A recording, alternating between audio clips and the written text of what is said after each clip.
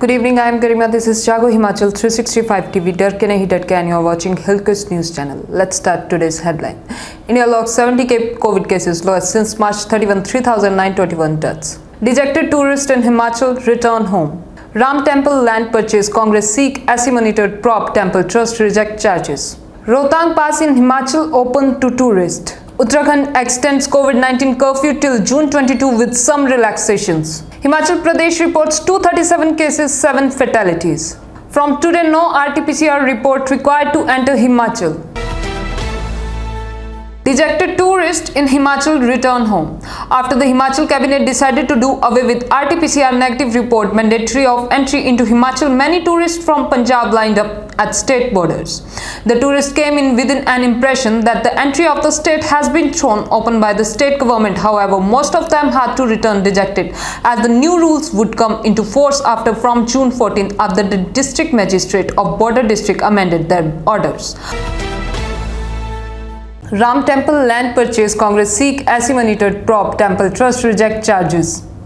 The Congress on Monday demanded a Supreme Court monitored probe in the allegations of inflated purchase of land for Ram Mandir at Ayodhya by the Ram Janambhoomi Tirth Kshetra Trust and said righteousness demand that deals related to the task of temple construction be clean and fair. Prima facie, it appears that BJP and RSS people are responsible for the alleged fraud deal of temple land. This is not a political issue, it transcends the parameters of politics. This is not an ordinary matter. We hope the SC will take suo motu. We hope that SC will take suo motu notice the land issue get the matter investigate. Congress media chief Randeep Singh Surjewala said nothing that the allegations raised are serious and pretend to purchase of rupees 2 crore land at a price of rupees 18.4 crore by functionaries of the temple. The temple trust is facing allegations that within minutes it purchased the land at a much inflated price as compared to the price of original honor paid. Rohtang Pass in Himachal open to tourists. Tourists will be allowed to visit the Rohtang Pass only through local taxis from today. Manali SDM Raman Gharsangi said permit to cross the Gulaba barrier would be provided manually by the administration. The online permit system would be resumed when tourist traffic increased. He said that the road conditions of the pass would be reviewed after some time and tourist vehicle also be allowed after the conditions become suitable. The SDM said tourists would be allowed to cross the Gulaba barrier after 9 am and they would have to reach back by 6 pm. The permitted time for visitors would depend on weather conditions. Since there were a few visitors at present, the vehicle would be allowed to return from Rohtang Manali route.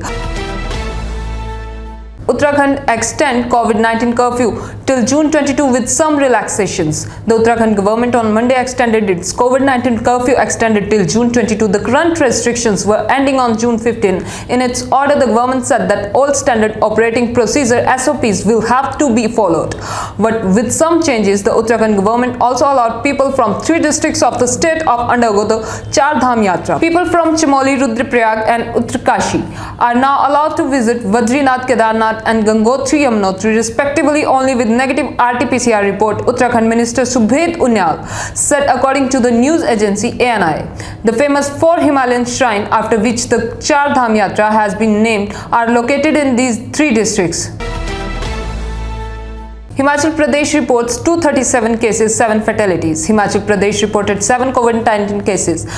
Himachal Pradesh reported 7 COVID-19 deaths and 237 positive cases on Sunday, while 855 positive patients have also recovered. State has 1,98,550 total confirmed positive cases, of which 4,777 cases are active. 1,90,377 patients have recovered, while 3,375 patients have died.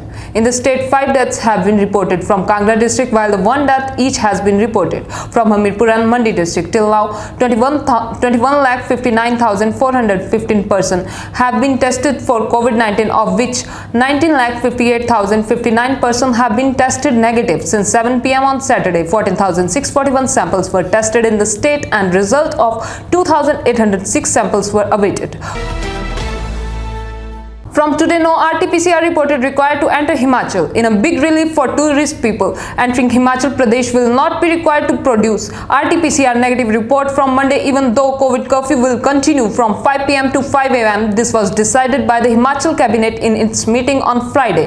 The cabinet also decided to lift Section 144 and allow 50% occupancy in intrastate public transport service. Shops timing would be increased from 9 a.m. to 5 p.m. From June 14, expect during the weekend lockdown, offices with a staff strength over 75 would function at 50% strength from Monday. All medical, Ayurvedic and dental colleges would open from June 23, while pharmacy and nursing schools would open from June 28. The cabinet provided relief of about rupees 40 crore to the transport sector, one of the worst hit in the pandemic. The package would include an interest subvention scheme on working capital for state carriage operators, under which a loan amount of rupees 2 lakh per bus and maximum of up to rupees 20 lakh would be provided. Huge traffic jam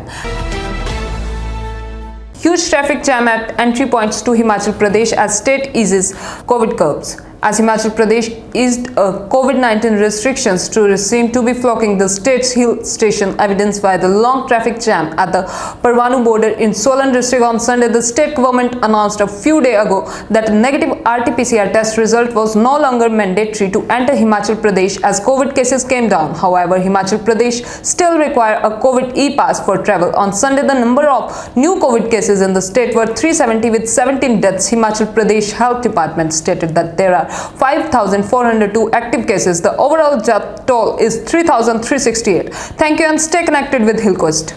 hello Himachal 365 TV सूचना समाचार मनोरंजन education और भी बहुत कुछ लेकर आ रहा है. This is Himachal 365 TV and you're watching Hillquest News. I'm Garima. मेरा नाम है आशीष.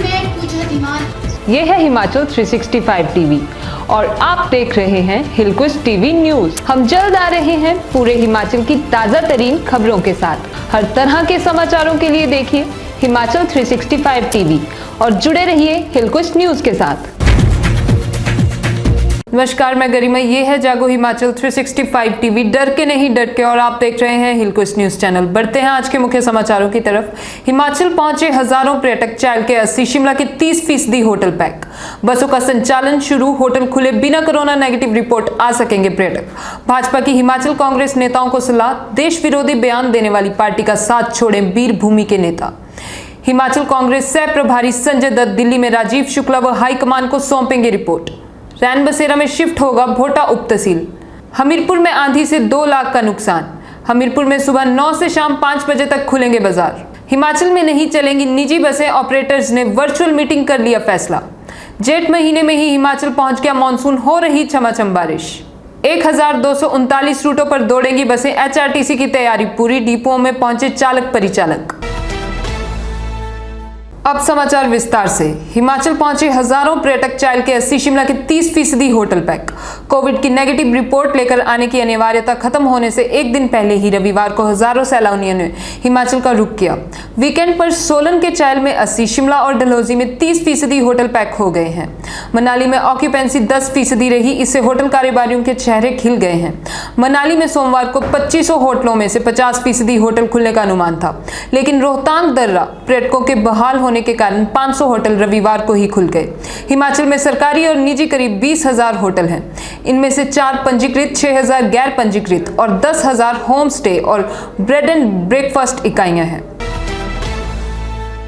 बसों का संचालन शुरू. होटल खुले. बिना कोरोना नेगेटिव रिपोर्ट आ सकेंगे पर्यटक. जयराम कैबिनेट के फैसले के बाद सोमवार सुबह 6 बजे से हिमाचल प्रदेश में बसों का संचालन शुरू हो गया है. हिमाचल प्रदेश परिवहन निगम HRTC कुल 4,000 में से पहले दिन 1,004 रूटों पर ही अपनी बसों का दिन रात संचालन करेगा. कोरोना कर्फ्यू की बंदिश परिवहन सेवा पर लागू नहीं होगी. सवारियों की डिमांड के अनुसार रूटों की संख्या में निगम इजाफा करेगा. हालांकि निजी बस ऑपरेटरों में विशेष रोड टैक्स और टोकन टैक्स पूरा माफ न करने के विरोध में बसें ना चलाने का फैसला लिया है. उधर 3000 से ज्यादा होटलों के ताले भी खुल गए हैं। वहीं राज्य में दाखिल होने वाले देश के किसी भी राज्य के पर्यटक को कोरोना की नेगेटिव रिपोर्ट नहीं लानी होगी। हालांकि प्रवेश के लिए उन्हें कोविड-19 ई पास पोर्टल पर पंजीकरण जरूर करवाना होगा। उसे देखने के बाद ही सीमा पर तैनात पुलिस पर्यटकों को प्रवेश करने देगी। कैबिनेट के फैसले के अनुसार आज के बाजारों में सुबह 9 से शाम 5 बजे तक रौनक रहेगी। सब तरह की दुकानें सोमवार से शुक्रवार तक खुलेंगी। सरकारी कार्यालय भी सोमवार से शुक्रवार तक 50% स्टाफ के साथ काम करेंगे। शनिवार और रविवार को सिर्फ जरूरी सामान की दुकानें खुलेंगी। वहीं टैक्सी व मैक्सी में व निजी वाहन 100% सवारियों के साथ चलेंगे। शाम 5 बजे से सुबह 5 बजे तक कोरोना कर्फ्यू जारी रहेगा। बसों का संचालन शुरू, होटल खुले, बिना कोरोना नेगेटिव रिपोर्ट आ सकेंगे पर्यटक। जयराम कैबिनेट के फैसले के बाद सोमवार सुबह 6 बजे से हिमाचल प्रदेश में बसों का संचालन शुरू हो गया है। हिमाचल प्रदेश परिवहन निगम HRTC कुल 4000 में से पहले दिन 1004 रूटों पर ही अपनी बसों का दिन रात संचालन करेगा। कोरोना कर्फ्यू की बंदिश परिवहन सेवा पर लागू नहीं होगी। सवारियों की डिमांड के अनुसार रूटों की संख्या में निगम इजाफा करेगा। हालांकि निजी बस ऑपरेटरों ने विशेष रोड टैक्स और टोकन टैक्स पूरा माफ न करने के विरोध में बसें न चलाने का फैसला लिया है। उधर 3000 से ज्यादा होटलों के ताले भी खुल गए हैं। वहीं राज्य में दाखिल होने वाले देश के किसी भी राज्य के पर्यटक को कोरोना की नेगेटिव रिपोर्ट नहीं लानी होगी। हालांकि प्रवेश के लिए उन्हें कोविड-19 ई पास पोर्टल पर पंजीकरण जरूर करवाना होगा। उसे देखने के बाद ही सीमा पर तैनात पुलिस पर्यटकों को प्रवेश करने देगी। कैबिनेट के फैसले के अनुसार आज से बाजारों में सुबह 9 से शाम 5 बजे तक रौनक रहेगी। सभी तरह की दुकानें सोमवार को शुक्रवार तक खुलेंगी। सरकारी कार्यालय भी सोमवार से शुक्रवार तक 50% स्टाफ के साथ काम करेंगे। शनिवार और रविवार को सिर्फ जरूरी सामान की दुकानें खुलेंगी। वहीं टैक्सी व मैक्सी में निजी वाहन 100% सवारियों के साथ चलेंगे। शाम 5 बजे से सुबह 5 बजे तक कोरोना कर्फ्यू जारी रहेगा। भाजपा की हिमाचल कांग्रेस नेताओं को सलाह, देश विरोधी बयान देने वाली पार्टी का साथ छोड़े वीरभूमि के नेता। भारतीय जनता पार्टी के प्रदेश महामंत्री त्रिलोक कपूर ने कांग्रेस नेताओं द्वारा एक के बाद एक पाकिस्तानी की भाषा बोलने की कड़ी निंदा की है। कांग्रेस के नेता दिग्विजय सिंह ने क्लब हाउस चैट के दौरान जम्मू कश्मीर से अनुच्छेद 370 हटाना और राज्य का दर्जा खत्म करने को बहुत दुख बताना और कांग्रेस पार्टी सत्ता में आने पर इस पर पुनर्विचार करेगी का बयान सीधे सीधे भारत विरोधी है। त्रिलोक कपूर ने कांग्रेस पर भारत के खिलाफ बोलने वाले और पाकिस्तान की हाँ में हाँ मिलाने का आरोप लगाया। भाजपा ने कहा, दिग्विजय सिंह ने पाकिस्तानी मूल के पत्रकार के साथ क्लब हाउस चैट के दौरान ये देश विरोधी टिप्पणी की है। इससे पहले मणिशंकर अय्यर और राहुल गांधी भी कश्मीर मुद्दे पर पाकिस्तान की बोली बोलते हुए सारे देश ने सुने हैं। राहुल गांधी के आरोपों का तो पाकिस्तान ने संयुक्त राष्ट्र में भी भेजे डोजियर में जिक्र किया था। भाजपा प्रदेश महामंत्री त्रिलोक कपूर ने दिग्विजय सिंह के इस बयान पर कहा, क्लब हाउस के दिग्गज नेता दिग्विजय सिंह किस प्रकार से बाहर भारत के खिलाफ जहर उगल रहे हैं और किस प्रकार पाकिस्तान की हाँ में हाँ मिला रहे हैं, वो हम सभी ने देखा है। हिमाचल कांग्रेस सह प्रभारी संजय दत्त दिल्ली में राजीव शुक्ला व हाईकमान को सौंपेंगे रिपोर्ट। अखिल भारतीय कांग्रेस कमेटी की सचिव व प्रदेश मामलों के सह प्रभारी संजय दत्त ने 6 दिवसीय दौरे के बाद रविवार को वापस दिल्ली लौट गए। दौरे के दौरान उन्होंने ब्लॉक से लेकर प्रदेश कांग्रेस कमेटी के हर पदाधिकारी से बात कर संगठन की मजबूती के लिए सुझाव लिए। पार्टी कहां पर कमजोर है, इसे कैसे मजबूत किया जा सकता है, इसकी पूरी रिपोर्ट तैयार की है। इस रिपोर्ट को पहले वह पार्टी के प्रदेश प्रभारी राजीव शुक्ला को सौंपकर चर्चा करेंगे। यह रिपोर्ट पार्टी की राष्ट्रीय अध्यक्ष सोनिया गांधी व महासचिव KC वेणुगोपाल को भी सौंपी जाएगी। सह प्रभारी की रिपोर्ट के आधार पर पार्टी मिशन 2022 के लिए अपना एक्शन प्लान तैयार करेगी। सूत्रों की माने तो उन्होंने कांग्रेस को आपसी गुटबाजी खत्म करके एकजुट होने के निर्देश दिए हैं। उन्होंने सभी जिला व ब्लॉक अध्यक्षों को अपना फोन नंबर भी दिया और कहा, यदि कोई शिकायत या सुझाव हो तो वे सीधे उनसे संपर्क कर सकते हैं। जमीनी स्तर पर पार्टी की कमजोरी के लिए वे खुद भी जिला व ब्लॉक अध्यक्षों से ही जवाब मांगेंगे। दिल्ली लौटने से पहले संजय दत्त से रघुवीर बाली, चंद्र प्रभा नेगी, सुरेंद्र रेडका, प्रभा वर्मा, पूनम ग्रोवर, राजीव कोड़ा ने भी मुलाकात की। रैन बसेरा में शिफ्ट होगी भोटा उप तहसील। नगर पंचायत कार्यालय भोटा में चल रही उप तहसील रैन बसेरा में शिफ्ट होगी। एक ही भवन में 3 कार्यालयों का संचालन होने से लोगों को अपने कार्य निपटाने में परेशानियों का सामना करना पड़ता था। लोगों की सुविधा के मद्देनजर भोटा उप तहसील को रैन बसेरा में शिफ्ट करने का फैसला लिया गया है। रैन बसेरा में उप तहसील के तहत कार्यों का संचालन होगा। बता दें कि नगर पंचायत में एक भवन में ही 3 कार्यालय चल रहे हैं, जिसमें नगर पंचायत कार्यालय, उप तहसील व भोटा पुलिस सहायता कक्ष, जिस वजह से लोगों को ढेर सारी परेशानियों का सामना करना पड़ रहा था। नगर पंचायत में जगह तंग होने के कारण गर्मियों व बरसात के मौसम में लोगों को बाहर खड़े होकर भी अपना काम करवाना पड़ता था। नगर पंचायत अध्यक्ष सपना सोनी, उपाध्यक्ष संजय धीमान, पार्षद अश्वनी सोनी, वार्ड नंबर 7 की पार्षद वीना देवी का कहना है कि लोगों की डिमांड थी कि उप तहसील को जल्द से जल्द रैन बसेरा में शिफ्ट किया जाए। लोगों की सहूलियत के लिए उप तहसील को मंगलवार के दिन रैन बसेरा शिफ्ट किया जा रहा है ताकि लोगों को इसका लाभ मिल सके। वहीं विश्राम गृह के पास भी उप तहसील के लिए चयन की भूमि पर भी नए भवन का निर्माण जल्द शुरू हो जाएगा। भोटा के स्थानीय लोगों में व्यापार मंडल प्रधान सनी शर्मा, भोटा शहरी इकाई के अध्यक्ष विनोद कतना, चंद्रशेखर, पवन दत्याल, पंकज वर्मा, राजेंद्र वर्मा आदि का कहना है कि नगर पंचायत भोटा के रैन बसेरा उप तहसील शिफ्ट होने से लोगों को इसका काफी लाभ मिलेगा। हमीरपुर में आंधी से 2 लाख का नुकसान। शुक्रवार देर रात्रि बारिश के साथ आए तूफान ने हमीरपुर जिला में काफी तबाही की। जिला के आधी दर्जन से अधिक लोगों को तेज आंधी के करीब 2 लाख रुपए का नुकसान हुआ है। तेज आंधी से जहां पेड़ लोगों के मकानों व गौशालों पर जा गिरे हैं, वहीं गौशालों की टीन की छतें भी तूफान में उड़ गई हैं। ऐसे में लोगों को हजारों रुपए का नुकसान हुआ है। बता दें कि बीते शुक्रवार देर रात्रि तेज आंधी से हमीरपुर जिला के लोगों को करीब 2 लाख रुपए का नुकसान हुआ है। हमीरपुर में सुबह 9 से शाम 5 बजे तक खुलेंगे बाजार। सोमवार सुबह कुछ नई रियायतों के साथ जिला में बाजार खुलेंगे। बाजार खुलने का समय सुबह 9 से 5 बजे तक रहेगा। इस संदर्भ में प्रशासन ने निर्देश जारी कर दिए हैं। प्रदेश सरकार के निर्णय के अनुसार हमीरपुर जिला में भी कुछ रियायतों के साथ कोरोना कर्फ्यू की अवधि आगामी आदेशों तक बढ़ा दी गई है। जिलाधीश देव श्वेता बनिक ने इस संबंध में आदेश जारी किए हैं और ये आदेश 14 जून सुबह 6 बजे से लागू हो जाएंगे। आदेशों के अनुसार जिला में मास्क नहीं तो सेवा नहीं का नियम लागू रहेगा। सभी दुकानें और बाजार सप्ताह में केवल 5 दिन सोमवार से शुक्रवार तक 9 से 5 बजे तक खुले रहेंगे। 1239 रूटों पर दौड़ेंगी बसें। एचआरटीसी की तैयारी पूरी। डिपों में पहुंचे चालक परिचालक। हिमाचल प्रदेश में सोमवार से एचआरटीसी की बसें 1239 रूटों पर चलेंगी। 2 दिन तक ट्रायल किया जाएगा, जिसके बाद बसों की संख्या को बढ़ाया या घटाने का निर्णय होगा।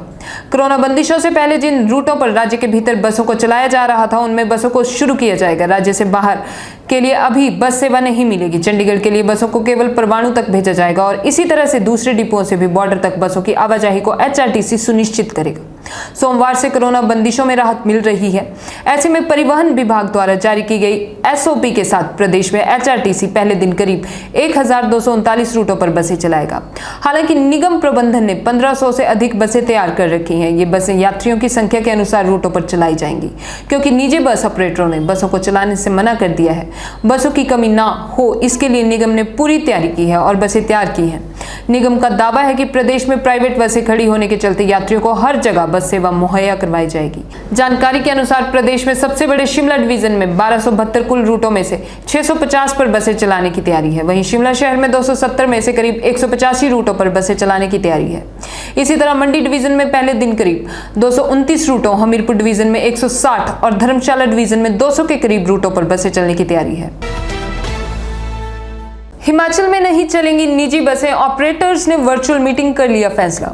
हिमाचल प्रदेश में निजी बसें नहीं चलेंगी। राज्य के निजी बस ऑपरेटर ने आगामी दिनों के दौरान भी हड़ताल जारी रखने का निर्णय लिया है। रविवार को आयोजित बैठक में सर्वसहमति से हड़ताल जारी रखने का फैसला लिया गया। ऐसे में जनता को आवाजाही के लिए दिक्कतों का सामना करना पड़ सकता है। रविवार को हिमाचल प्रदेश निजी बस ऑपरेटर यूनियन के प्रधान राजेश प्राशर की अध्यक्षता में आयोजित बैठक में निर्णय लिया गया कि जब तक सरकार द्वारा बस ऑपरेटर्स की मांगे पूर्ण रूप से नहीं मानी जाएंगी, तब तक हड़ताल जारी रहेगी और भविष्य में इसे और भी उग्र कर दिया जाएगा। इस बैठक में सिरमौर निजी बस ऑपरेटर यूनियन के अध्यक्ष ममराज शर्मा ने भी अध्यक्षता में एक कमेटी बनाई गई, जो सरकार के साथ समन्वय बनाएगी। कमेटी में ममराज शर्मा अध्यक्ष, पवन ठाकुर ऊना, मनोज राणा नालागढ़, सुनीता कपलेश सोलन, रमेश कमल शिमला, अमित चड्डा शिमला, जिला मंडी के प्रधान सुरेश ठाकुर, प्रताप ठाकुर सोलन, मनीष शर्मा रामपुर, रमन गौतम बिलासपुर को शामिल किया गया है। जेठ महीने में ही हिमाचल पहुंच गया मानसून। हो रही छमाछम बारिश। हिमाचल प्रदेश में जेठ महीने में ही मानसून ने दस्तक दे दी है। इस बार राज्य में मानसून समन्वय अवधि से 13 दिन पहले ही पहुंच गया है। 21 साल बाद हिमाचल में मानसून ने प्रदेश में इतनी जल्दी दस्तक दे दी है। राज्य में प्री मानसून की बौछारें व उक्त अवधि के दौरान चले तूफान ने जमकर कहर बरपाया है। राज्य में 1 से 13 जून तक सामान्य से 39% अधिक बारिश रिकॉर्ड की गई। गौरतलब है कि हिमाचल में मानसून के पहुंचने की समन्वय अवधि 26 जून है। बीते साल प्रदेश में 24 जून को मानसून आया था, मगर इस साल मानसून समन्वय अवधि से 13 दिन पहले आ गया है। राज्य में 21 साल के बाद मानसून इतनी जल्दी आ गया है। इससे पहले साल 2000 में भी 9 जून को मानसून आया था। मौसम विभाग से प्राप्त जानकारी के तहत राज्य में 1 से 13 जून के बीच औसतन 41.6 मिलीमीटर बारिश रिकॉर्ड की गई है, जो सामान्य से 39% अधिक है। उक्त अवधि के दौरान राज्य के सिर्फ कुल्लू, किन्नौर व लाहौल स्पीति सामान्य से कम बारिश हुई है। इसके अलावा प्रदेश के अन्य क्षेत्रों में सामान्य से अधिक बारिश रिकॉर्ड की गई है। सिरमौर में 93% बारिश हुई है, सोलन में 92, ऊना में सबसे ज्यादा 153%, मंडी में 65, कांगड़ा में 81, चंबा में 47, शिमला व हमीरपुर में 46% बारिश की गई है। मौसम विभाग ने निदेशक डॉक्टर मनमोहन सिंह ने बताया, प्रदेश में मानसून ने दस्तक दे दी है। धन्यवाद और जुड़े रहिए हिलकोस्ट न्यूज के साथ। हेलो हिमाचल, हिमाचल 365 टीवी सूचना, समाचार, मनोरंजन, एजुकेशन और भी बहुत कुछ लेकर आ रहा है। This is Himachal 365 TV and you're watching Hillquist News. I am Garima. मेरा नाम है आशीष। ये है हिमाचल 365 टीवी और आप देख रहे हैं हिलक्विस्ट टीवी न्यूज। हम जल्द आ रहे हैं पूरे हिमाचल की ताजा तरीन खबरों के साथ। हर तरह के समाचारों के लिए देखिए हिमाचल 365 टीवी और जुड़े रहिए हिलक्विस्ट न्यूज के साथ।